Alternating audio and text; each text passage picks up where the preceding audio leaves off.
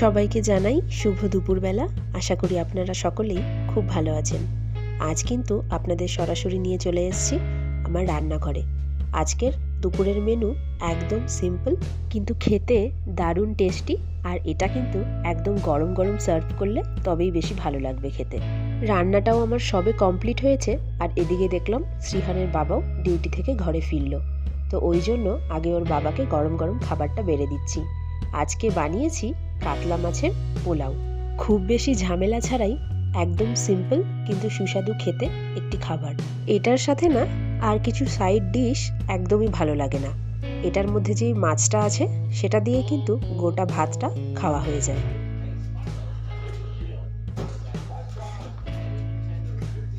কি কেরম খাচ্ছ? ভালো হয়েছে খেতে? চলুন, মেন মানুষকে খাবারটা আগে দিয়ে দিয়েছি, এবার গরম গরম থালাতে বেড়ে আমিও বসে পড়ব। আর দুপুরের খাওয়া দাওয়াটা সেরে ভাবছি আজকে একটু বেরোবো। বিশাল মেগা মাঠেই যাব, ঠান্ডাটা এত বেশি পড়েছে না, কয়েকটা জিনিসের আরও দরকার রয়েছে। আস্তে আস্তে নেমে যাও, আস্তে আস্তে নেমে যাও। হ্যাঁ, বাবা আসছে, চলো। 4টে মতো বাজতে যাচ্ছে, চলুন এবার বেরোনো যাক। তো ভেতরে ইয়েটা পড়েছি, হয় পেছনে ক্লিপ রয়েছে।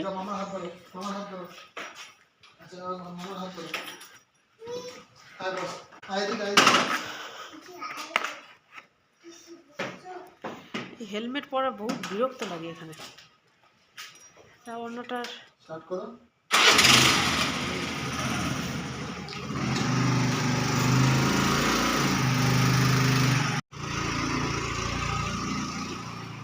আর আধা ঘন্টার মধ্যেই মোটামুটি এখানে সন্ধ্যা হওয়া শুরু করে দেবে।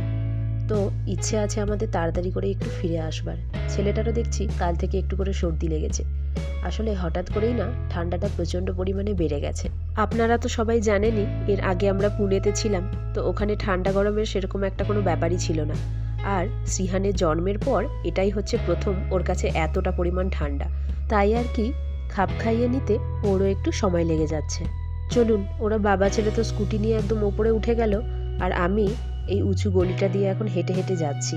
আর ওপরটাতে উঠে এসে দেখি রাস্তায় একটা কুকুর দাঁড়িয়ে আছে। বাবা সামনে থেকে দেখে মনে হচ্ছে যেন একদম বাঘ দাঁড়িয়ে আছে, মুখটা কি সাংঘাতিক রকম দেখতে কুকুরটা। চলুন, গাড়িতে উঠে পড়েছি, এবার বাঁশবাগান পাহাড় পর্বত পেরিয়ে যাব এখন বাজার করতে। আর সত্যি এখানে বাঁশ গাছগুলো এত সুন্দর, দূর থেকে যেন দেখে মনে হয় একদম ঝাউ গাছ লাগানো রয়েছে।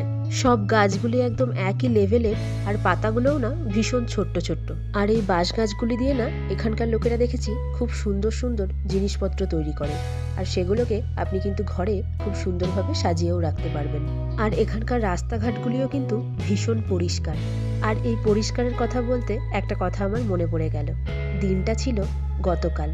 তো আমি আমাদের ব্যালকনিটাতে দাঁড়িয়েছিলাম, তো ওখান থেকে দেখছি বেশ কয়েকটা লোকজন মিলে আমাদের পাড়ার যে মেন গলিটা আছে সেটা পরিষ্কার করছে।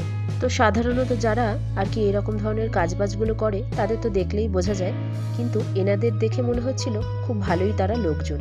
তো হঠাৎ করে আমার মনে একটা প্রশ্ন জাগলো যে এত ভালো লোকজনগুলো হঠাৎ করে এই রাস্তা কেন পরিষ্কার করছে।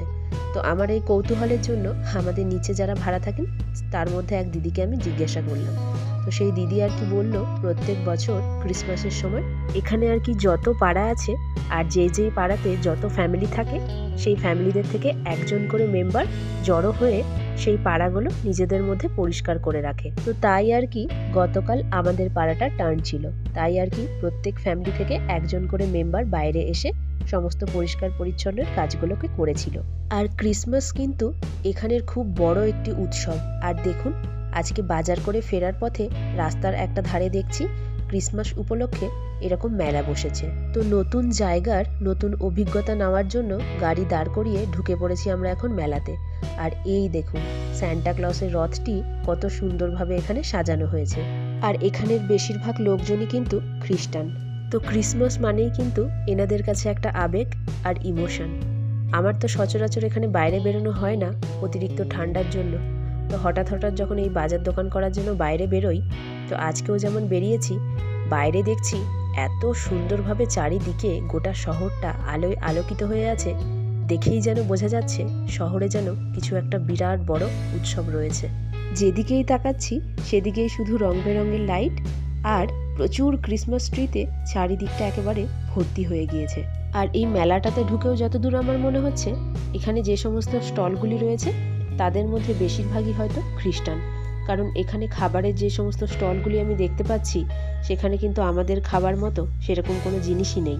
আর তাছাড়া এখানের কয়েকটা স্টলে আমি দেখলাম এমন কিছু জিনিস বিক্রি হচ্ছে যেগুলো কিন্তু এর আগে কোনোদিনও কোনো মেলাতেই আমি বিক্রি হতে দেখিনি। লোকজনেরা সেই সমস্ত জিনিস কেনে বা খায়, তাই হয়তো এখানে স্টলগুলিতে সেগুলো বিক্রি হচ্ছে। তো সেগুলোর কাছে আমি আর যাইনি, আর ওই জন্য আপনাদেরও দেখাতে পারলাম না। আর এই গোটা মেলাটা কিন্তু আয়োজন করা হয়েছিল একটি চার্চের মাঠে। এই দিকটাতে এসে একটা কেকের দোকান দেখতে পেয়েছি, চলুন দেখি কিরকম কি জিনিসপত্র এখানে রয়েছে। ক্রিসমাস এখন অনেক দেরি আছে, অনেক দেরি, এখন পরে নিয়ে যাবে। খাবো এমনিতে ছোট প্লাম কয়টা বলছিল? কেকের দোকানে গিয়ে দাম শুনে ওখান থেকে পালিয়ে এলাম। ওই যে পিস করা কেকগুলো ছিল তার মধ্যে একটা পিসের দাম বলছে 150 টাকা। তো 150 টাকা দিয়ে কি আর একটা পিস কিনে খাওয়া যায় বলুন তো? ও তো মুখে দিতে না দিতেই পেটের মধ্যে ঢুকে যাবে, আর 3 জন মিলে একটা পিস কি করে টানাটানি করে খাই বলুন দেখি। এই মেলাতে জিনিসপত্রের সাংঘাতিক দাম, এখানে আর আমাদের কিছু ধরা ছোঁয়া যাবে না। তার থেকে বরং চলুন দেখি কি কি সমস্ত দোকানপত্র বসেছে, সেগুলো গিয়ে দেখে তারপরে আবার বেরিয়ে পড়বো। এই ভেতর দিকটাতেও দেখছি কয়েকটা দোকান বসেছে, চলুন এক চক্কর দিয়ে আসি। দারুণ লাগছে দেখতে তো।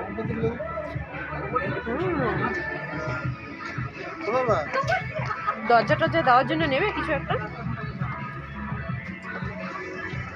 তবে যাই বলুন, ক্রিসমাসে সাজানোর মতন ভারী সুন্দর সুন্দর জিনিসপত্র কিন্তু ওই মেলাটিতে রয়েছে, কিন্তু ওই যে সাংঘাতিক রকম দাম।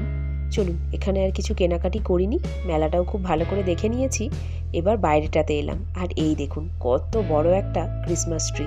আর সত্যি ওটা কিন্তু আসল গাছ, ওটাকে লাইট দিয়ে কত সুন্দরভাবে ডেকোরেশন করে রেখেছে দেখুন। ওই যে আগেই বললাম ক্রিসমাস এখানে বিশাল বড় একটি উৎসব, আর তার সাথে চারিদিকে একেবারে লাইটের মেলা। চলুন হয়ে গেছে, এবার বেরিয়ে পড়বো।